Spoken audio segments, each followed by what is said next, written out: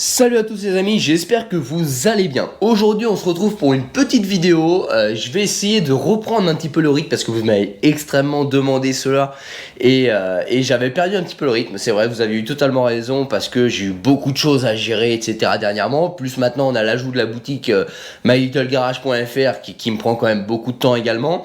Et donc j'étais moins rigoureux sur une sortie de vidéo technique comme on le faisait avant tous les mercredis.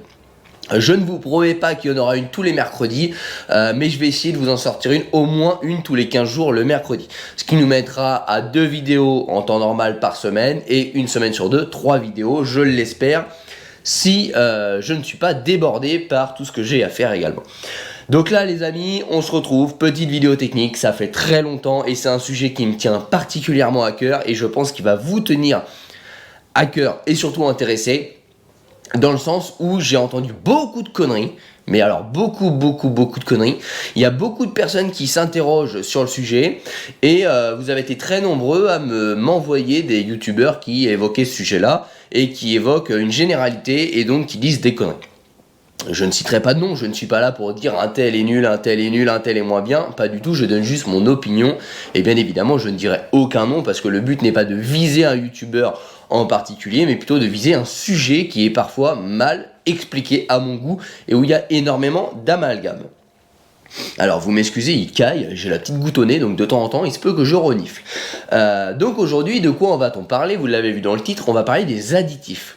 Vous avez été très nombreux, alors je dirais qu'il y a deux classes de personnes. Il y a les gens comme moi alors y croire, j'aime pas ça parce qu'on a les preuves devant soi, donc c'est plus y croire, c'est qui sont adeptes de l'utilisation de ces améliorateurs d'huile, je vais les appeler comme ça. Et il y a ceux qui au contraire sont totalement contre parce qu'ils se disent si c'est pas utilisé c'est que c'est mauvais. Donc je comprends tout à fait les deux, par contre il y a un point de vue que je ne comprends pas, c'est celui qui pense tout savoir mais qui ne sait rien. Donc voilà, ça c'est souvent évoqué, des gens qui affirment à tort sans preuve, sans rien du tout que c'est nul, alors qu'ils ne savent même pas finalement de quoi ils parlent. Donc pour revenir sur ces additifs là, donc la vraie question c'est est-ce que les additifs en complément de votre huile c'est bien ou c'est pas bien? C'est une question qui est extrêmement vague, c'est-à-dire que oui c'est bien et oui c'est pas bien, les deux y sont. Je vais essayer de vous synthétiser mais surtout de vous donner dans l'ordre parce qu'il y a tellement d'informations qui me viennent sur ce sujet là que je veux rien vous oublier non plus. Mais il faut savoir que déjà il existe plusieurs types d'additifs. Donc déjà je vais classer ça dans deux grandes gammes en disant qu'il y a des additifs compétents et incompétents. On va vraiment élargir pour se recentrer. Donc les additifs incompétents, c'est les machins à pacha que vous trouvez qui vous promettent monde et merveille, comme j'en ai vu certains. Je ne citerai pas de marque parce que je ne veux pas de problème et je ne veux pas dénigrer qui que ce soit, mais je vous cite des exemples. Remétallisant moteur, refait votre moteur à neuf et augmente vos compressions. Bref, là il ne faut pas sortir de Saint-Cyr pour comprendre qu'une fois que vos segments sont morts, eh ben, ils sont morts. C'est-à-dire qu'on ne va pas réinjecter du métal liquide qui vont, comme par hasard, aller se remettre sur vos segments et vous refaire un moteur neuf. Donc ça déjà c'est du pipoland. Ensuite vous avez d'autres additifs à pas cher qui vous promettent monde et merveille et qui en fait changent juste la viscosité de votre huile, qui la rendent plus épaisse et donc comblent les jeux d'usure, les bruits et augmente les compressions. Ça pour moi ça fait partie des additifs qu'il faut totalement bannir. Ça devrait même être interdit à la vente. Ensuite dans la catégorie des additifs qui fonctionnent, donc là généralement on retrouve des grandes marques, je peux me permettre de citer Macaron parce que maintenant on l'a testé sur la chaîne etc. Mais dans ces additifs-là, il existe plusieurs types. C'est-à-dire que vous allez avoir des additifs qui vont modifier votre huile et d'autres qui ne vont pas la modifier. Donc c'est-à-dire qu'il y a des additifs hyper lubrifiants ou autres améliorateurs d'huile, on va les appeler comme ça, qui vont soit aller travailler sur l'huile, donc en changeant la viscosité de l'huile, en allant interagir avec les additifs déjà présents dans l'huile, etc. Et au contraire, vous avez des additifs qui, eux, ne s'en foutent totalement de l'huile, ne vont pas changer la viscosité et les indices, les grades de votre huile. Par contre, ils vont aller interagir directement sur le métal de votre moteur. Et là, on ne parle plus d'hyper lubrifiant, mais de traitement de surface du métal. Il faut bien différencier ces deux cas-là. Je ne veux pas citer de marque parce que je sais que ça va faire des problèmes. J'ai plein de... Je vous dis, ce sujet-là, je le connais vraiment bien. J'ai beaucoup de marques qui me viennent, mais je sais que je ne vais pas me faire que des copains en citant des marques. Donc, des additifs, si vous voulez, moi, je suis plutôt du côté où j'aime améliorer les choses. Donc, des additifs, ça fait des années que j'en teste. Des marques, des biens et des pas biens, j'en connais un paquet. Maintenant, je sais que je vais me faire lyncher si je sors les marques. Mais en gros, pour vous différencier ça, il y a deux catégories. Il y a le pipoman, donc ça, c'est les additifs qu'on retrouve généralement au supermarché qui sont, voilà, qui ne servent strictement à rien, voire pire, qui vont cacher des défauts. Et les additifs qui fonctionnent, qu'on peut classer dans deux catégories, ceux qui vont modifier la structure de l'huile et ceux qui vont uniquement interagir sur les métaux. Il faut bien se dire que les additifs d'huile, pour améliorer votre huile, ne sont pas là pour réparer votre moteur, mais bien pour le protéger ou améliorer les performances moteurs. Mais pensez bien que si votre moteur est usé, si vous avez un coussinet de bielle qui est mort, si vous avez une bielle qui claque, si vous avez plus de compression parce que le segment est mort, ça sert à rien d'aller se réfugier dans les additifs, ce n'est pas fait pour ça. Du moins, ceux qui ne fonctionnent ne sont pas faits pour ça. Là, vous allez vous tourner vers les additifs pipoman, que j'appelle, qui sont du strictement publicitaire, marketing, et qui ne fonctionnent pas, comme différents remétallisants qu'on peut trouver en grande surface. Et là, on va vous vendre, en gros, bah écoutez, pour un flacon à 50 balles, vous allez gagner un moteur tout neuf. Non. À un moment, il n'y a aucun additif qui va changer les segments du moteur, il n'y a aucun additif qui va aller changer vos coussinets de bielle, il n'y a aucun additif qui va aller réparer votre bielle. Quand vous êtes dans ce cas-là, malheureusement, ça nécessite une intervention mécanique. C'est pour ça que quand il y a des abonnés qui viennent me voir et qui me disent « J'ai un problème sur mon moteur, est-ce que mes Caron pourraient le résoudre ?» Non, quand vous avez un problème, le problème, il est présent. Il faut le réparer. Il faut agir avant d'avoir le problème. Il faut faire du préventif. Alors, quand c'est un poussoir hydraulique qui bloque, etc., c'est encore différent. Mais quand vous avez de l'usure, une pièce qui est usée, là, il n'y a aucun additif qui pourra résoudre votre problème. Donc là, on oublie, on sort de l'additif, on passe à la case réparation. Pour revenir sur nos additifs, je répète, là, on va se recentrer. On va aller sur les additifs qui vont traiter l'huile et les additifs qui vont traiter le métal. Là, il faut faire attention, les deux fonctionnent. Mais j'ai vu énormément de youtubeurs raconter des conneries en disant « Oui, mais si c'est pas ajouté dans l'huile a une composition chimique avec un équilibre. » Mais enfin, les mecs, ils vous sortent des termes scientifiques pour vous dire « En gros, je connais le sujet, mais j'y connais rien. » Parce qu'à la fin, il sait même pas ce qu'il dit, le gars. C'est-à-dire que, ok, une huile est basée sur un composé chimique. Alors, il faut savoir qu'une huile minérale et une huile synthétique est fait tous les deux à base de l'huile minérale. Donc là, c'est encore une fois, il y a des mecs qui vont dire « Oui, mais l'huile minérale, c'est... » Non, l'huile synthétique et l'huile minérale, c'est fait à partir de la même base. Donc, déjà, voilà, les mecs savent pas de quoi ils parlent, premièrement. Deuxièmement, l'équilibre d'une huile, elle est faite par différents ajouts d'additifs choisis par le fabricant. C'est-à-dire qu'il y a tel fabricant qui va mettre telle dose d'additif, l'autre qui va mettre telle dose d'additif, il y en a un qui va prendre tel additif, l'autre qui va prendre tel additif, et ça, c'est les secrets de fabrication de chacune des marques. Et qui fabrique ces additifs-là? C'est Lubrizol. Je vous cite Lubrizol, pourquoi? Parce que tout le monde connaît Lubrizol avec la catastrophe qu'il y a eu à Rouen, mais il en existe d'autres. Mais en gros, vous avez des géants de l'additif qui fabriquent différents types d'additifs que les marques comme Total, Shell, Castrol vont choisir pour faire un équilibre de leur huile, parce qu'une huile n'est pas que sur l'indice de frottement, il y a du cisaillement, il y a de la compression. Une huile, c'est assez complexe. Donc selon l'utilisation que le constructeur veut de son huile, il va choisir différents additifs. Maintenant, comprenez que si le fabricant vous fait une huile hyper additivée à 200 € le flacon avec un traitement style Macaron, ben vous vous doutez bien que personne ne va l'acheter. Maintenant, s'il réduit son coût, alors si vous avez une huile à 70 balles qui est révolutionnaire, pourquoi vous allez acheter celle qui propose à 100 balles? Vous voyez, tout ça c'est du marketing. Donc, ok, il y a une composition chimique, mais à côté de ça, il y a un enjeu marketing. Il faut savoir que les mecs qui roulent en F1, les mecs qui roulent dans les écuries de rallye, etc., les mecs qui font de la Formule 3, mais ils n'ont pas les mêmes huiles Castrol que vous achetez en magasin. Les mecs, ils ont des trucs sur mesure. Et chaque écurie fait sa petite tambouille avec ses additifs. Donc, il faut arrêter le cinéma que certains font en disant « Oui, mais les additifs, nanani, nanana ». Mais entre la partie commerciale, grand public, toi tu vas acheter ton bidon chez Noroto, et la partie compétition, développement, ingénieur, il y a un monde. C'est-à-dire que si vous prenez votre Castrol Edge chez Noroto et que vous allez dans une écurie de Formule 3 qui utilise de la Castrol Shell, de la Castrol Edge, Croyez-moi, l'huile qui est dedans, c'est pas du tout la même. Donc ça, déjà, c'est pour vous dire que même les meilleurs font leur composition et utilisent des additifs. Voilà. Et d'ailleurs, je ne vais pas citer, mais je connais des écuries qui utilisent des additifs. Et chaque écurie a sa petite potion magique, a son petit plus qui fait qu'il ne va pas le dévoiler aux copains de l'écurie d'à côté. C'est normal, c'est la compétition. Donc ça, c'est vraiment pour vous dire que les additifs, c'est utilisé partout. Donc ceux qui sont anti-additifs, il faut bien distinguer que on vit pas dans un monde beaux et merveilles, il y a tout un aspect commercial. Maintenant, pourquoi, il y a des gens qui m'ont dit, mais pourquoi si Macaron c'est très bien, alors il en existe d'autres, mais pourquoi s'il y a des additifs très bien, qui ont été développés, pourquoi ces additifs-là ne sont pas présents dans les huiles? Alors déjà, on revient à ce que je vous ai dit tout à l'heure. Il y a l'aspect marketing, prix. Donc c'est-à-dire qu'à un moment, si on vous sort une huile qui est déjà excellente, qu'est-ce qu'on va vous sortir dans 10 ans? Donc ça, c'est le côté marketing. À côté de ça, il y a les normes. C'est-à-dire que les normes régissent le monde. Pour avoir un additif, c'est-à-dire que demain, vous pouvez fabriquer un additif qui va être révolutionnaire parce que vous êtes un très bon chimiste, et que vous avez une connaissance parfaite des réactions des métaux face à tel et tel produit, et en fait, c'est pas pour autant, c'est pas parce que votre produit va être génial que vous allez pouvoir le commercialiser à Castrol, à Total, à tout ça. Pourquoi? Parce que Castrol, Total, etc., c'est des multinationales. Donc ça veut dire qu'ils sont présents dans tous les pays du monde. Pour être présent dans tous les pays du monde et pour pouvoir fabriquer quelque chose, il existe des normes.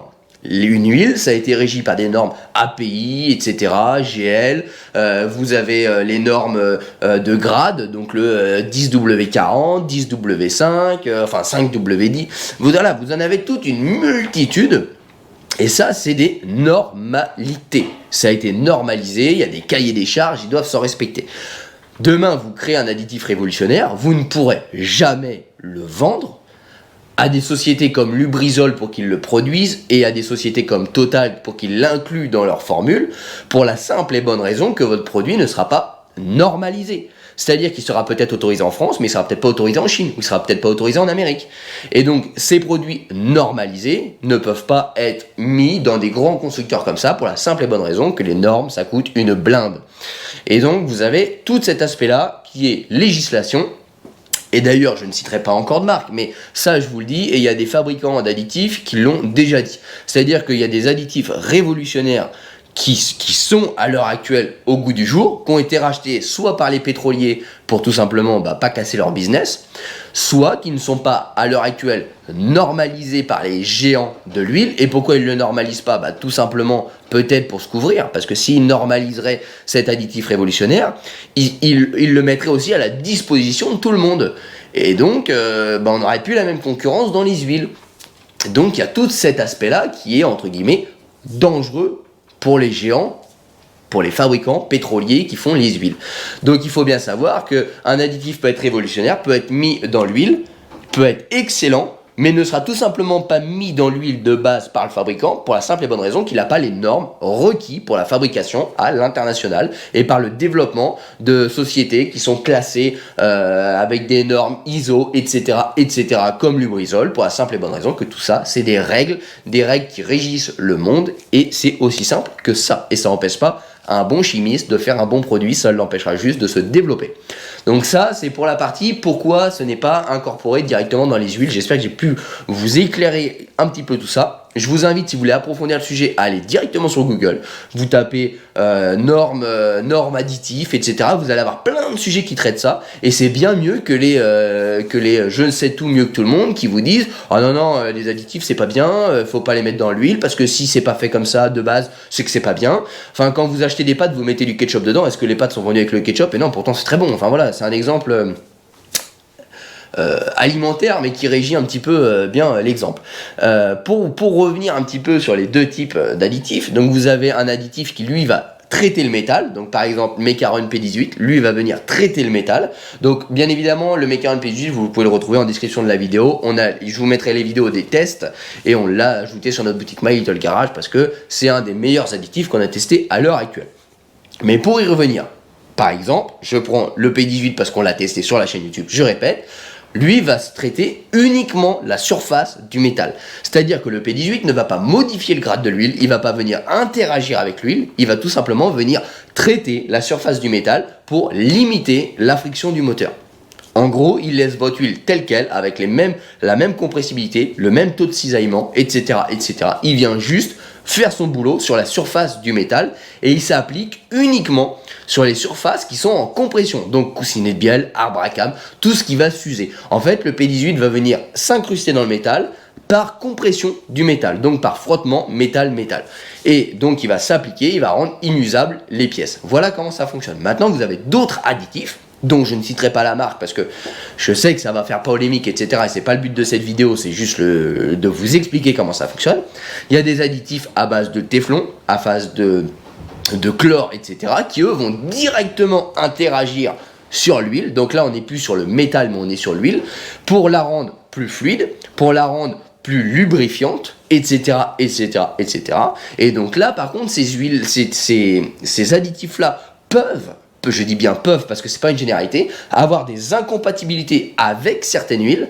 Généralement, c'est indiqué sur les fiches techniques du constructeur, donc bien lire avant les fiches techniques des constructeurs quand vous utilisez un additif. Mais si l'additif va traiter l'huile et non le métal, la surface du métal du moteur, dans ces cas-là, dans le descriptif du produit, c'est marqué « Attention, ne doit pas être mis avec telle huile qui comporte ça ». Telle huile qui comporte ça, telle huile qui comporte ça. Si je prends l'exemple de Mecacil, dans sa fiche technique, a des huiles avec lesquelles ne doit pas être du tout mélangé parce qu'il est totalement incompatible. Donc ça, c'est indiqué. Maintenant, les produits qui interagissent avec l'huile peuvent vous changer la viscosité de votre huile. Donc, c'est-à-dire que si vous mettez une 10-40, elle va peut-être se transformer en 5-40. Donc, limiter la friction de la pompe à huiler, etc. Et donc, entre guillemets, augmenter les performances. Après, il peut y avoir du téflon dedans qui va se mélanger à l'huile et qui va se déposer sur le métal. Et parce que le téflon est un très bon anti-friction. Et vous en avez beaucoup qui fonctionnent plus ou moins bien, mais qui peuvent avoir des incompatibilités avec certaines huiles. Là, je suis d'accord. Mais c'est qui peuvent avoir des incompatibilités avec une certaine huile et pas qui ont, à coup sûr, des incompatibilités. Il faut vérifier les fiches constructeurs. Par contre, les additifs qui traitent le métal et uniquement le métal, eux, sont compatibles avec toutes les huiles parce qu'ils ne vont pas se mélanger, interférer avec les molécules de l'huile pour la simple et bonne raison que ce n'est pas leur boulot. Et ça a été étudié et composé de la sorte que ça va uniquement se déposer sur le métal. Voilà, un petit peu comment fonctionne. J'espère que j'ai pu vous éclairer sur le sujet. J'ai vu dernièrement, ça fleurit beaucoup parce que j'ai fait découvrir sur YouTube les produits Mecaron. Et il y a beaucoup de gens qui essaient de faire des vidéos et donc, alors encore une fois, je me fais pas une fleur, mais mes vidéos ont eu de l'importance parce que vous leur avez donné de l'importance, bien évidemment, et ça je vous en remercie. Et la chaîne a grandi, d'ailleurs on est 50 000 aujourd'hui et je vous dis un grand merci. Mais il y a des gens qui vont en fait démarrer sur YouTube et en fait je n'aime pas du tout ce comportement là, c'est pour ça que je vous le dis. Il y a des gens qui démarrent sur YouTube et pour se faire connaître, ils vont tout simplement regarder les vidéos qui ont le mieux marché et ils vont utiliser des mots-clés, des titres. Par exemple, Mecaron, quand j'ai tourné la vidéo, je ne le savais pas, mais la vidéo test de friction de Mecaron a hyper bien marché. Pourquoi? Parce que ça vous a intéressé tout simplement. Et ben il y a des gens qui vont créer des vidéos jusqu'à dire des conneries, mais qui vont utiliser les mots que j'ai utilisés dans mon titre. Ce qui fait que derrière, ils vont faire des vues et ils vont se faire connaître. Voilà comment on a des youtubeurs qui n'y connaissent rien, qui vont vous raconter des conneries, et qui juste pour se faire connaître, vont aller piquer une vidéo qui a fait des vues et vont aller la critiquer tout simplement pour aller au clash. Et en espérant comme ça faire des vues et se faire connaître. Je trouve ça totalement débile et vous ne verrez jamais ça sur cette chaîne YouTube là parce que c'est puéril, c'est enfantin et c'est complètement inutile et vous n'apprenez rien mis à part des conneries et après vous venez me voir, on me dit c'est vrai ce qu'il a dit? Non, il sait même pas de quoi il parle le mec. Il essaie juste de se faire connaître en espérant raconter le moins de conneries possible mais en critiquant beaucoup ce que font les autres. Moi je vous dis clairement comment ça fonctionne. Si vous ne me croyez pas, libre à vous d'aller utiliser Google qui est une mine d'informations pour aller vérifier ce que je vous ai dit. Mais en tout cas, je ne suis pas là pour critiquer d'autres youtubeurs, pour aller à l'encontre de d'autres youtubeurs. Mais il y a beaucoup de conneries qui fleurissent et je me devais de vous éclaircir un petit peu la chose. Donc pour ceux qui me disent il n'y a pas besoin d'additifs dans les huiles, etc. C'est vrai.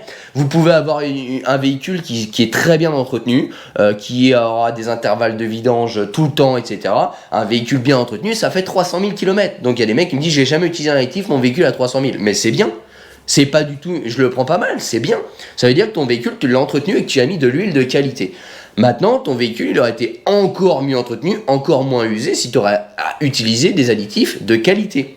C'est pas parce que tu utilises des additifs que ton moteur il fera plus longtemps, etc.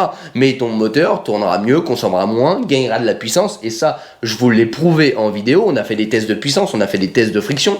Si vous voulez, les vidéos elles sont pas truquées, elles sont réalisées avec des abonnés, les abonnés sont présents, je ne truque pas mes vidéos, donc c'est des preuves qui attestent de ce que je vous dis quand je vous parle technique. Maintenant, je peux comprendre qu'il y a des gens qui n'ont pas envie de débourser 30 € de plus pour améliorer leur huile, en se disant, moi je vais juste en course avec ma voiture, elle m'emmène en vacances, je vois pas l'utilité de payer 30 € de plus pour améliorer ça. Mais je comprends. Et ils ont même presque raison. Mais à côté de ça, il y a des gens qui aiment la mécanique, qui sont minutieux, qui sont voilà, dans le détail. Je pense que j'en fais partie. Et qui se disent, eh ben, je regarde pas le prix et je mets le meilleur pour mon moteur. Voilà. Et après, il y a aussi la partie où on aime modifier sa voiture, où on aime en prendre soin, où on aime choyer sa voiture, et j'en fais également partie. Et si j'ai un additif qui peut réduire la friction, me réduire la conso, me gagner un petit peu de pêche, et surtout de l'agrément de conduite, eh ben je ne me prive pas de le faire. Ça, c'est libre à chacun. Je peux comprendre qu'on trouve ça inutile, et je peux comprendre qu'on trouve ça utile. Moi, perso, je trouve ça utile. Je vous donne l'exemple de ma mère, elle trouve ça inutile. Mais c'est normal, c'est des avis différents. Par contre, de là à dire, c'est de la merde, sinon ce serait présent dans les huiles, etc. Ça, c'est un manque de connaissance. Donc, soit vous manquez la connaissance, vous vous instruisez sur le sujet et vous pouvez en discuter intelligemment, soit vous continuez à regarder des vidéos de mecs qui essaient de se faire connaître, qui sont prêts à raconter les pires conneries du monde. Et dans ces cas-là, vous resterez... c'est méchant ce que je dis, mais vous resterez bête parce que vous êtes bloqué sur votre fixette. Mais les additifs, c'est un sujet qui est large comme ça, et dedans, c'est un fourre-tout, et on y retrouve beaucoup de merde, et ça, je suis d'accord avec vous, mais il faut pas tout mélanger, et c'est pour ça que cette chaîne YouTube a cette rubrique test produit, parce qu'on teste des produits et on en prend uniquement le meilleur. Les amis, j'espère que je vous ai bien éclairé le sujet. Pour les nouveaux, n'hésitez pas à vous abonner à la chaîne YouTube. Et puis, on va essayer de reprendre ce rythme-là de vidéos techniques un petit peu le mercredi, au moins une semaine sur 2. Vous pouvez me suivre également sur les réseaux sociaux pour ceux que ça intéresse. Je rappelle qu'on a la boutique mylittlegarage.fr qui référence uniquement les meilleurs produits qu'on teste sur la chaîne YouTube. Donc, il y a des arrivages, on teste beaucoup de produits, etc. Tout n'est pas sélectionné parce que je répète qu'on garde uniquement le meilleur. Donc, il y a plein de produits qui n'ont pas sa place, qui sont testés et qui n'intègrent pas la boutique parce qu'ils n'ont pas un bon rapport qualité et surtout qualité-prix. Donc les deux arguments sont intéressants et sont pris en compte. Vous y retrouvez également la boutique GLB, donc avec le textile GLB si vous souhaitez vous en procurer. Et on se dit à bientôt dans une prochaine vidéo. Allez, bye bye les amis, ciao.